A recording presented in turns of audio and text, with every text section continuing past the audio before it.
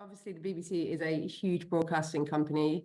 It's actually made up of two elements. So you've got the public service side of things, which is obviously the much bigger side of things. And then you've got BBC Studios, which is the, I guess, like production, in-house production side of things. That's more of the commercial arm.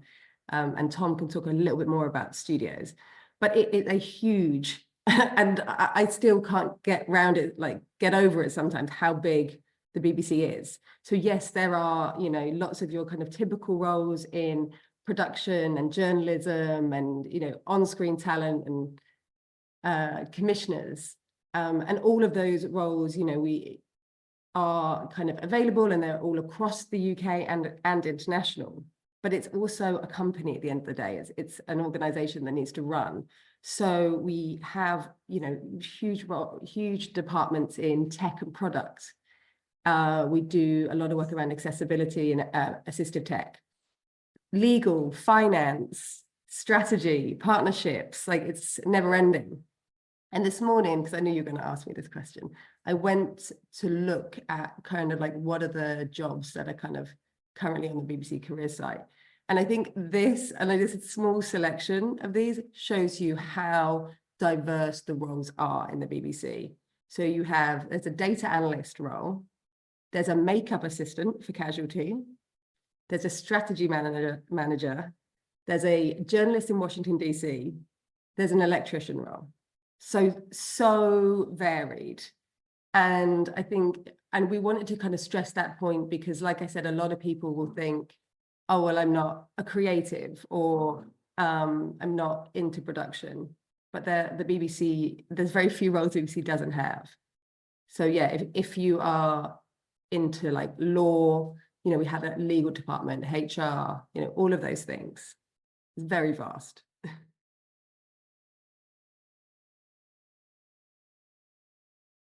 Yeah, exactly. And we have a really big range of like apprenticeship schemes, again, in like data analysis, in tech.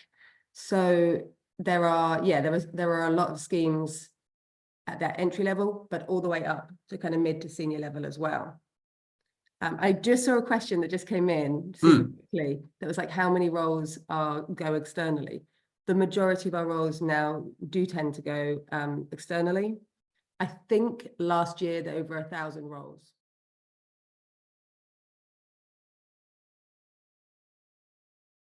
So the majority of roles in the BBC are hybrid. My role is hybrid. I don't need to be in the office every day. I think where you have production roles, definitely more time in the studios is required. But it's also, you know, we do look at reasonable adjustments, and Robbie can talk a lot more about that. So if one of your reasonable adjustments is that you need to be working from home more, we do have a lot of tech and a lot of equipment to help facilitate that where possible.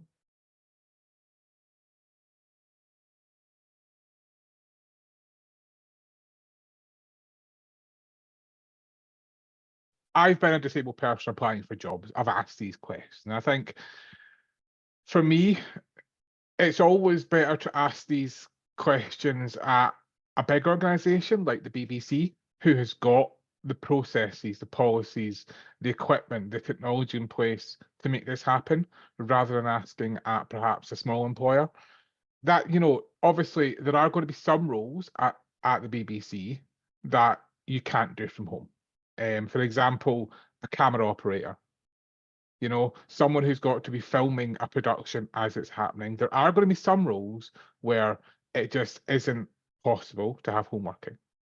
But for a lot of our roles, home working, reduced hours, flexi, job share, they can all be discussed at interview stage, and they can all be discussed with our internal access and disability services if you're offered the role. So we have an internal access and disability service team that help you get the adjustments in place that you need and help you make the applications to access to work. And also we can provide the interim funding for any physical adaptations or adjustments that are needed. But we have the facility there to have the conversations, both at interview. We also can offer adjustments at interview, things like questions in advance, extra time, doing it on Microsoft Teams, stuff like that. Absolutely not a problem. But you can ask for adjustments at any stage, both in role and interview. And you can also look to review those adjustments. So if you get an adjustment in place on day one, that actually by the time you get to 3 months in, you find that's just not working for me, you can go back to Access and Disability Services at any time and ask for that to be reviewed.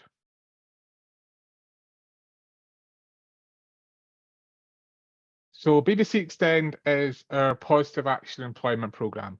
And in a nutshell, what it means is that when we're recruiting for some roles at BBC, we will ring fence them so that only disabled people can apply for them.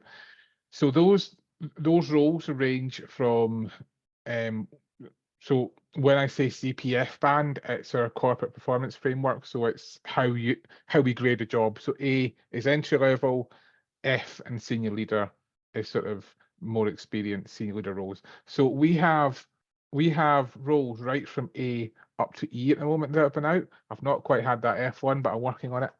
And those roles have been things like production coordinators, schedulers for BBC Radio 4, graphic designers, senior journalists, on-screen TV announcers for in between adverts and things like that. So we've had a real variety of roles come up for ring fencing. And what we're trying to do now is within the organisation, we're pushing ring fencing more as an option so that you can get access to great disabled talent who will apply for your roles. Now, as part of that, we also have the BBC Extend talent pool. And if I didn't mention that, Roz would virtually kick me. But so the BBC Extend talent pool is an email list that you can sign up for.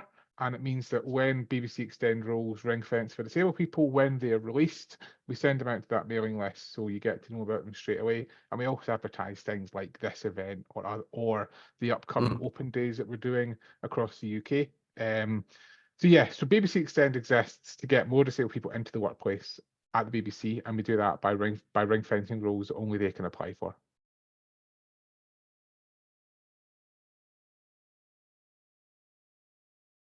We are a disability confident level 2 employer at the moment, and we're working towards getting our disability level 3 leader status over the next year or so. So we are signed up to the Disability Confidence Scheme, and also we are now operating a disability confident interview scheme for all of our roles, so not just BBC Extend roles, but all of our roles at BBC. If you apply for a role at BBC, if you share that you're disabled on the application, if you opt in to the Disability Confidence Scheme on the application, and if you meet all of the essential criteria for the role, that's the important thing, then we will offer you an interview for the role. So yes, so we are signed up to Disability Confident, we are a member, and we do now operate the Disability Confident interview scheme.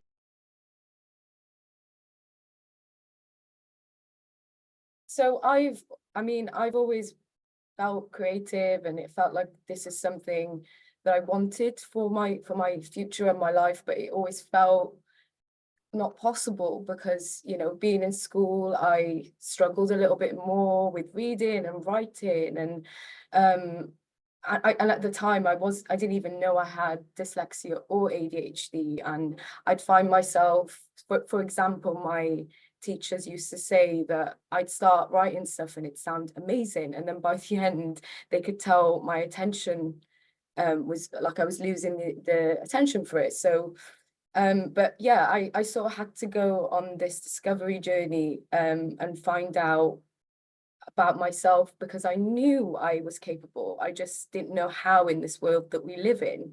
And I just bit the bullet at 30. I applied for an apprenticeship. It's an early careers apprenticeship, and it has been the best thing that I have done. And I can confidently say the BBC, it's not perfect, but they are constantly trying to learn. They are constantly trying to be as accessible for everyone's needs as possible, and that's something I've definitely felt. I can give you an example. So someone mentioned on the comments earlier about being neurodiverse and doing research work, and how that, if that was possible. And absolutely is, because that's exactly what I ended up doing, which is, you know, I felt the same as you. I thought I might have to do things that are a little bit more practical and you know, the lower sort of end of the jobs, but the series producer actually noticed my passion and talent way above my challenges of how I'm going to sort of achieve what I needed to. And yeah, and we work together, and so on for BBC Radio Wales, they use a very specific system to sort of write a brief. So you do your research, and then you go on the system and you write the brief, and everyone can access your brief there. And you know, the reason of writing it in there is because if I go off on the sick or something, someone's able to have my work and pick it up, and the presenters can go in and add notes and adjust and that, all those sorts of stuff. And I didn't feel very confident, because the way I've learned to work around this world that we live in was spewing out my thoughts and writing it out, and then looking at it and making it flow better, and spell checking. I've just found my way around sort of doing things, and all that needed to happen was I just said that, you know, I had a confidential conversation with my manager, and I said, this is the way I like to work, and we came to a middle ground where I could work the way I knew I could sort of deliver at best, but also they, at the end of the day, they could always they'd have the work there on the system. So it's, you know, people are very willing to adjust themselves and work with you to make you feel really confident in your job and that you are doing a good job. I'm cautious I'm talking too much, but I think the most important thing I want to highlight is it's actually felt like really special and kind of a plus to me to have it makes me more creative. The way I think is different, so it actually brings in different approaches and different questions to you know, projects that we're working on. So it felt at the beginning, it felt like it could help hold me back, but it absolutely has not done that, and it's been the opposite. And it's been really nice to finally be in a workplace where I feel like my passions are really valued and I can really grow as a person. But yeah, thank you.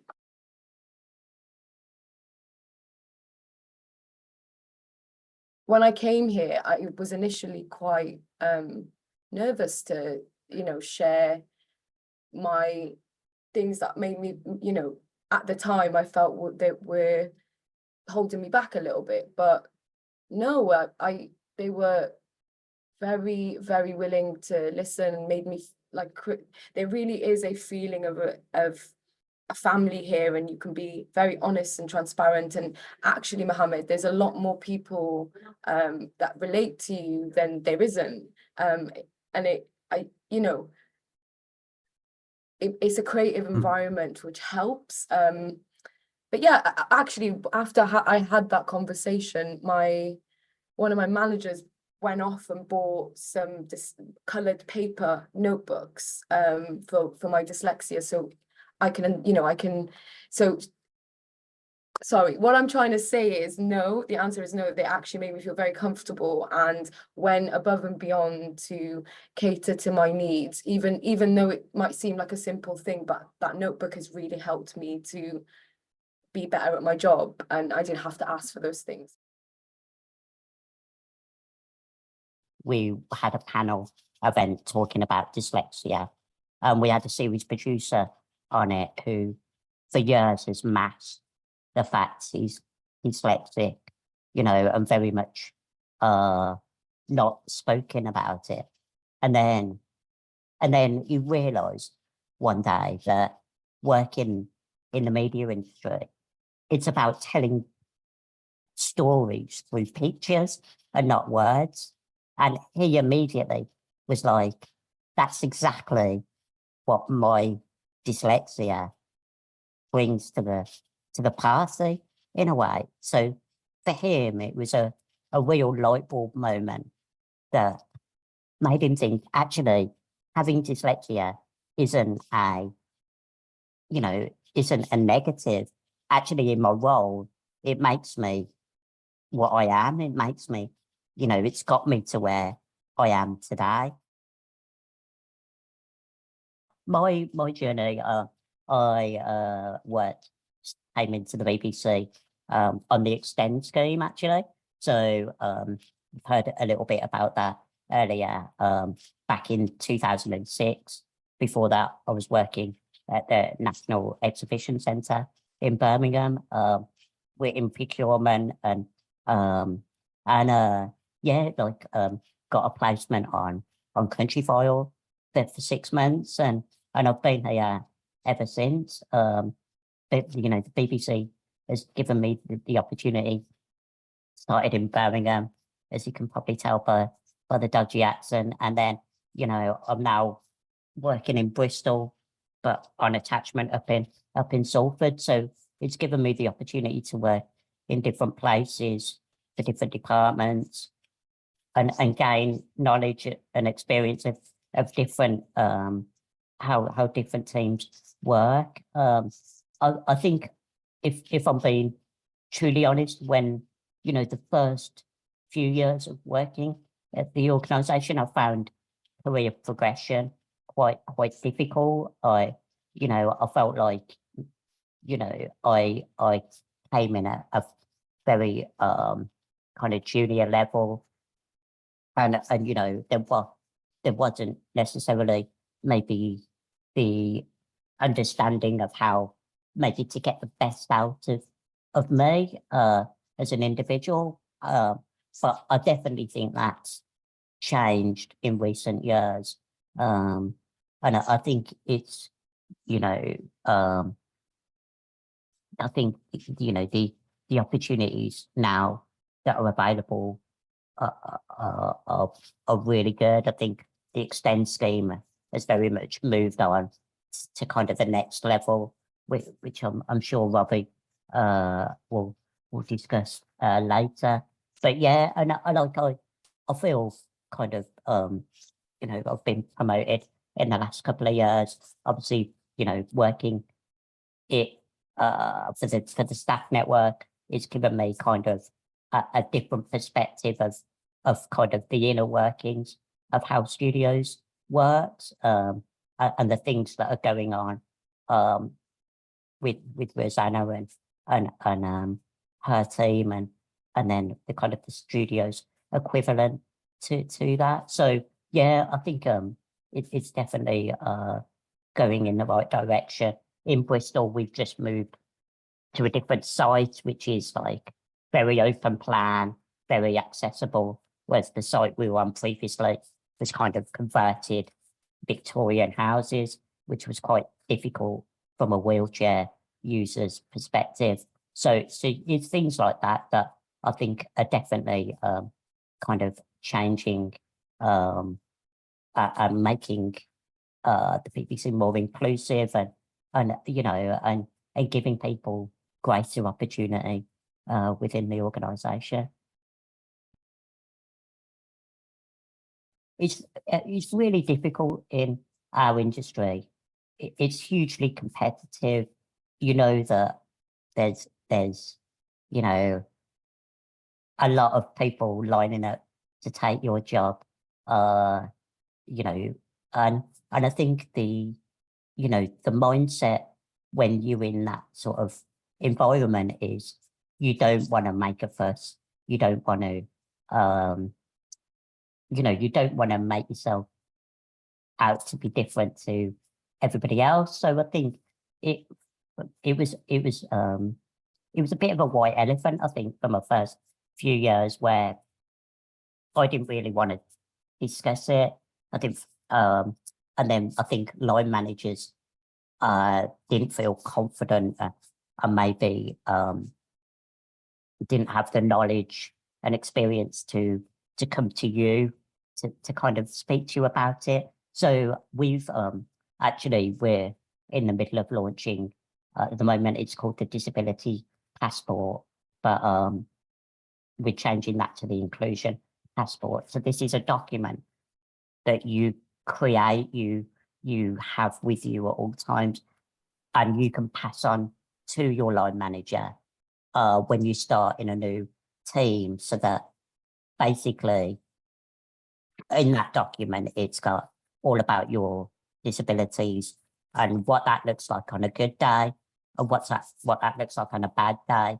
And then, you know, any reasonable adjustments or things that you feel can help you and help your manager to get the best out of you. And I think for me, I'd love to have had that, you know, when I first started, because, you know, it became this kind of white elephant in the room where nobody really wanted to discuss it. So it became something that was there, but so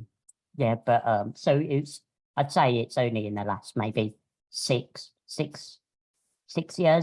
years that I've felt comfortable enough, you know, to discuss it and feel like, you know, that in order to get the best out of myself, and I need to be honest and I need to be frank. And yeah, so that was definitely a game changer, I think.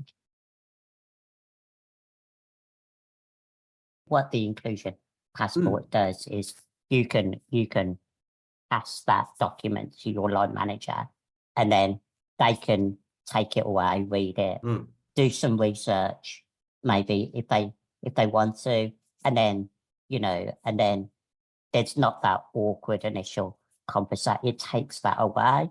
And then, you know, I always just say to them, if you've got any questions or you need to know any more information, just to come to me, and yeah, Absolutely. and then discussions are had from there. Yeah, so our premise is to support and promote disabled members of staff within BBC Studios. And like I said previously, that encompasses people with neurodiversity and long-term health conditions. We work with productions as well, so if they need any advice in terms of editorial content, if they're doing a story around disability, we can guide them about the wording and any information or guidance they need. Yeah, look, we have a steering group who meet every week, and then we have a board that we kind of meet up with every quarter, and you know, it's a really valuable resource for studios. We're there to kind of guide the business. I think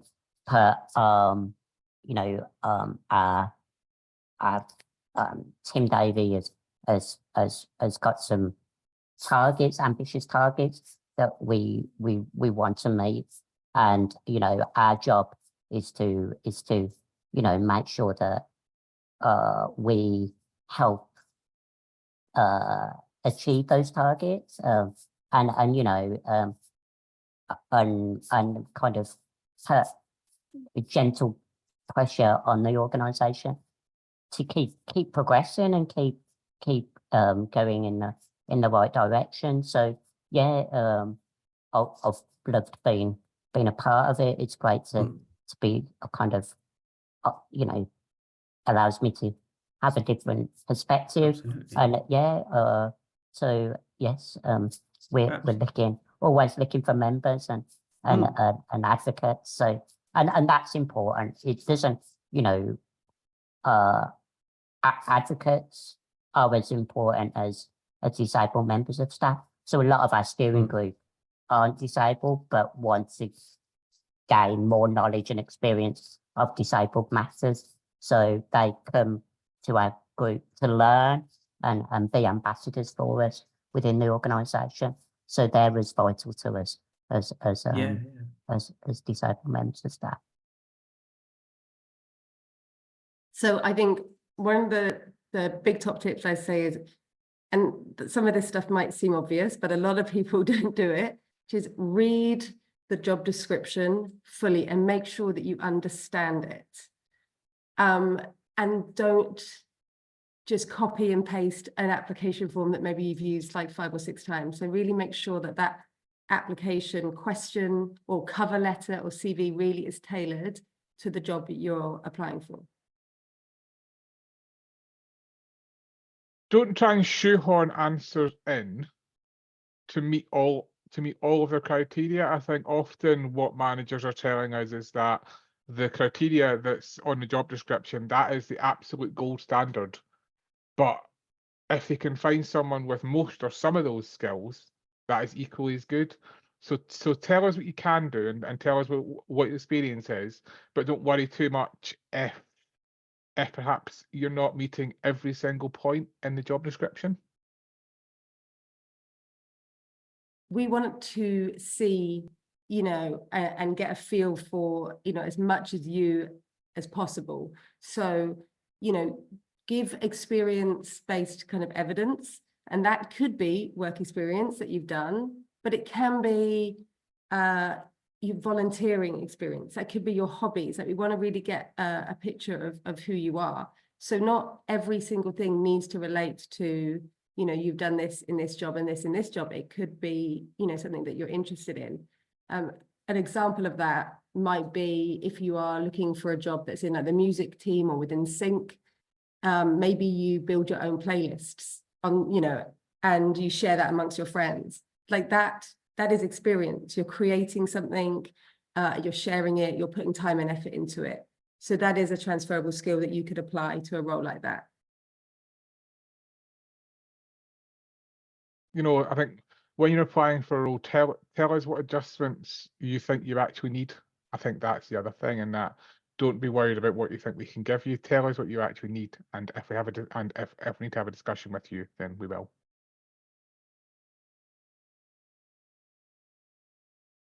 So at the BBC, we currently use the Equality Act definition of disability. There is no comprehensive list of which conditions or impairments do and do not constitute a disability.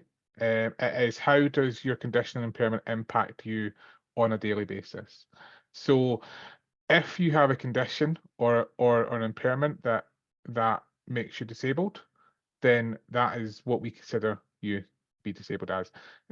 We do not look for doctor's notes. We don't ask for copies of diagnosis.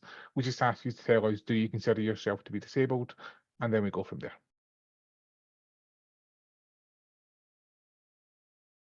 I also saw a question that was about apprenticeship schemes and whether there's a limit or like a cap on how old you need to be to apply. There is no cap. You can apply from 18 upwards. There is an actual focus. I think it may be like around the summer, but there is a real intention with the BBC to look at career changes and to look at people maybe that have been out of work for a while and want to look at a new career. And that's definitely like apprenticeship schemes could be a really good space for that. The good thing about production management is they're very transferable skills. Like I said previously, I came from a totally different sector into the BBC within production management. So I think kind of the key skills you need are to be able to juggle several tasks at the same time, and like, you know, so you know, giving examples of where you've organized an event and you've had several things to kind of juggle, and how you've prioritized the tasks. If you've done any budgeting experience, always give advice, give examples of that. And yeah, I don't think kind of, you know, yeah, you know, you can come from kind of any sort of administrative background and get into production management. So yeah, I'd always recommend it. Yeah, there's quite a lot of people talking about like that they're not in maybe a production job people that are in education in different roles, and can they use that experience? And again, it's all transferable.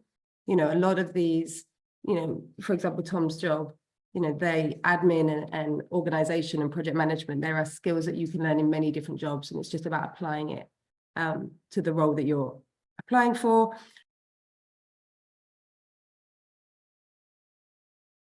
Someone asked if there are other ways that you could apply, whether it doesn't have to just be a CV and a cover letter.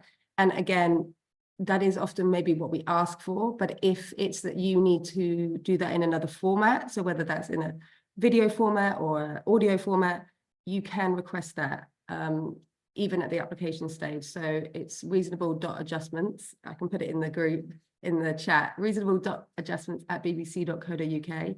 If you need to submit in an alternative format, that is a possibility. If you are part of the BBC Extend Talent Pool, you will hear about all of our opportunities. That includes roles in the BBC, so ring-fence roles, and also, you know, our kind of general roles. But it also includes events, and we have got a number of events happening in the next few months. So we will be in Glasgow. So we're doing an open day in Glasgow where you can come and meet staff, people that run the staff network like Tom. You will hear about the different jobs that exist and like what support you could get in the workplace. So that's in Glasgow, and you can sign up for that through the talent pool. We're also doing some in Northern Ireland. And I'm just working out a plan for some stuff in Cardiff as well. So we are kind of really...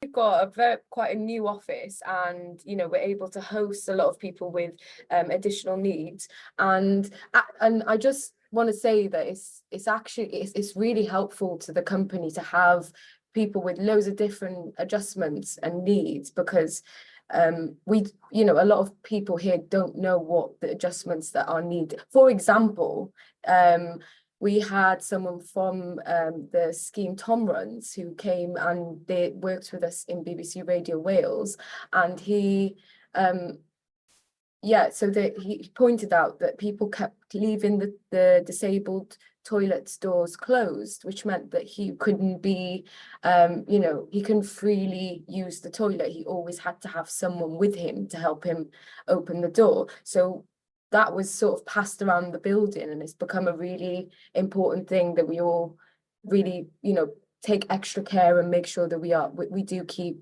the doors open, or, you know, the mugs that you need to use to take into the radio studios are at accessible heights. And so, you know, I said it earlier, but it's not perfect here, but they need us to make it the best, most efficient place and a welcoming place for everyone, because you shouldn't feel lesser than, and you don't feel lesser than here.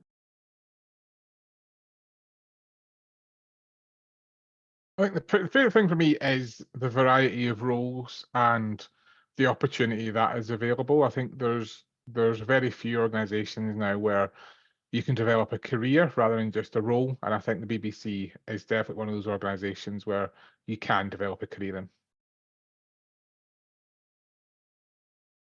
Yeah, I think it's the people you meet, the opportunities you can have.